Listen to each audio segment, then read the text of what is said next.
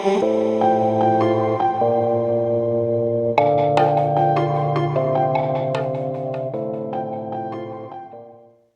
ദൈവത്തിന് മഹത്വം ഉണ്ടായിരിക്കട്ടെ. വീണ്ടും പ്രഭാതത്തിലേക്ക് ഏവർക്കും സ്വാഗതം. ലൂക്കോസിൻ്റെ സുവിശേഷം 1-ാം അധ്യായം അതിൻ്റെ 13-ാം വാക്യം. ദൂതൻ അവനോട് പറഞ്ഞത്, സക്രിയാവേ, ഭയപ്പെടേണ്ട, നിന്റെ പ്രാർത്ഥനയ്ക്ക് ഉത്തരമായി നിന്റെ ഭാര്യ എലിശബേത്ത് നിനക്കൊരു മകനെ പ്രസവിക്കും, അവന് യോഹന്നാൻ എന്ന് പേരിടണം. സക്രിയ പുരോഹിതനോട് ഗബ്രിയേൽ മാലാഖ പറയുന്നതാണ്, നിന്റെ പ്രാർത്ഥനയ്ക്ക് ഉത്തരമായി നിന്റെ ഭാര്യ എലിശബെത്ത് ഒരു മകനെ പ്രസവിക്കും, അവന് യോഹന്നാൻ എന്ന് പേരിടണം. ഇവർ വന്യവയോധികരായി, അതായത് ഒരുപാട് പ്രായമായി, 100 വയസ്സിനോ അടുത്തായി. എലിശബെത്തും സക്രിയാവും പ്രാർത്ഥിച്ചത് അവരുടെ ദാമ്പത്യ ജീവിതത്തിൻ്റെ ആരംഭത്തിൽ, അതായത് വിവാഹം കഴിഞ്ഞ ഉടനെ ആയിരിക്കാം, 10, 20 അല്ലെങ്കിൽ 25 വയസ്സിൽ അന്നാ പ്രാർത്ഥിച്ചത്. ഈ ഉത്തരമാകുന്ന പ്രാർത്ഥനയ്ക്ക് ഉത്തരം കിട്ടുന്നത് അവരുടെ 100-ാം വയസ്സിനോ അടുക്കുമ്പോഴാണ്. അതായത് വളരെ പടുവൃദ്ധരായി വയോധികരായിരിക്കുമ്പോഴാണ് ഉത്തരം ലഭിക്കുന്നത്. അപ്പം കാത്തിരിപ്പിൻ്റെ ഒരു അനുഭവമാണ്.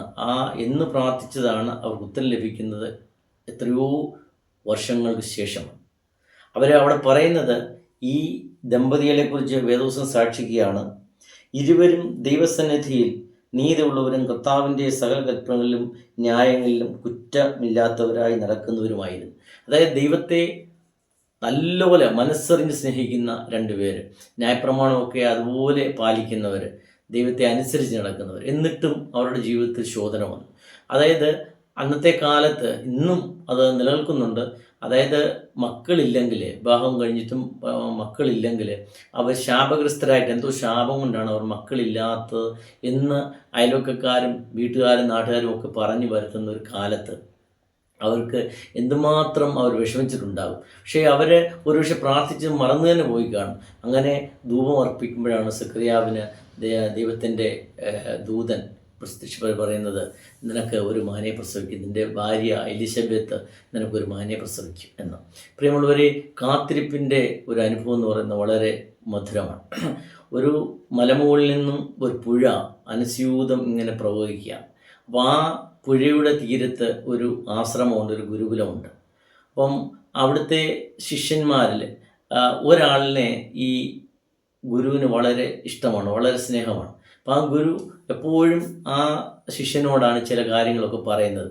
അപ്പം ഇങ്ങനെ ആ ശിഷ്യനെ മാത്രം ഇങ്ങനെ മറ്റുള്ളവർക്ക് തോന്നുവാണ് ഏറ്റവും കൂടുതൽ സ്നേഹിക്കുന്ന ആ ശിഷ്യനെ ആണെന്ന്. ഇങ്ങനെ ആ ശിഷ്യന്മാരുടെ ഒരു പിറുപിറുപ്പുണ്ടായപ്പോൾ ഇവരെ ഇതൊന്ന് അറിയിക്കണമല്ലോ, എന്തുകൊണ്ടാണ് അവനെ കൂടുതലല്ല ഉത്തരവാദിത്തങ്ങൾ ഏൽപ്പിക്കുന്നതെന്ന് അറിയാനായിട്ട് ഈ ഗുരു ഒരു ദിവസം ഈ ശിഷ്യന്മാരോട് പറയുകയാണ്, നിങ്ങളെല്ലാവരും പോയി എനിക്ക് കുടിക്കുവാൻ വെള്ളം കൊണ്ടുവരണം ആ പുഴയിൽ നിന്ന്. അങ്ങനെ എല്ലാവരും പോയി വെള്ളം. അപ്പം ഓരോരുത്തരും ആദ്യം ഞാൻ വെള്ളം കൊണ്ടുവന്ന് കൊടുക്കുമ്പോൾ ഗുരുവിന് ഇഷ്ടമാവുമെന്ന് കരുതി പെട്ടെന്ന് ആദ്യം വെള്ളം കൊണ്ടുവരാനുള്ള ആ ധൃതിയിൽ പെട്ടെന്ന് എല്ലാവരും വെള്ളം കൊണ്ടുവന്നു. എല്ലാവരും വെള്ളം കൊണ്ടുവന്ന് കൊടുത്തു. അപ്പോഴും ആ ഗുരു ഏറ്റവും കൂടുതൽ ഇഷ്ടപ്പെടുന്ന ആ ശിഷ്യൻ മാത്രം വെള്ളം കൊണ്ടുവന്നില്ല.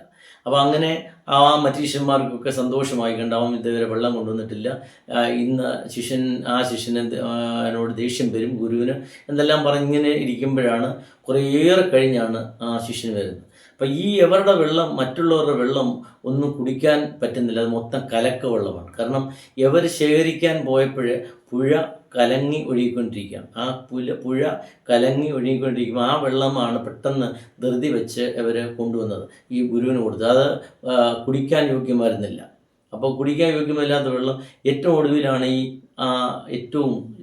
ഗുരു ഏറ്റവും നല്ലപോലെ സ്നേഹിക്കുന്ന അല്ലെങ്കിൽ ഉത്തരവാദിത്തങ്ങൾ ഏൽപ്പിക്കുന്ന ആ ശിഷ്യനെ കൊണ്ടുവരുന്ന നല്ല തെളിഞ്ഞ വെള്ളം കൊണ്ടുവന്നപ്പം ഗുരു ചോദിച്ചു, എന്താണ് ഇത്രമേൽ നീ താമസിച്ചത്, മറ്റുള്ളവരെല്ലാം വെള്ളം കൊണ്ടുവന്നല്ലോ എന്ന് പറഞ്ഞപ്പം ആ ശിഷ്യൻ പറഞ്ഞു, പുഴ കലങ്ങുകയായിരുന്നു, ആ വെള്ളം കുടിക്കാൻ യോഗ്യമല്ലായിരുന്നു, അതുകൊണ്ടാണ് ഞാൻ കാത്തിരുന്നു. ആ വെള്ളം കലങ്കികളെല്ലാം മാറി ഒഴുകി അത് തെളിനീരായപ്പോൾ ഞാൻ കൊണ്ടുവന്ന അതാണ് കുടിക്കാൻ യോഗ്യമായത്. പ്രിയമുള്ളവരെ, ഇവിടെ കാത്തിരിപ്പിൻ്റെ അനുഭവം, ഏത് പുഴയും, ഏത് കലങ്ങി ഒഴുകുന്ന പുഴയും അത് തെളിയും ഒരു ദിവസം.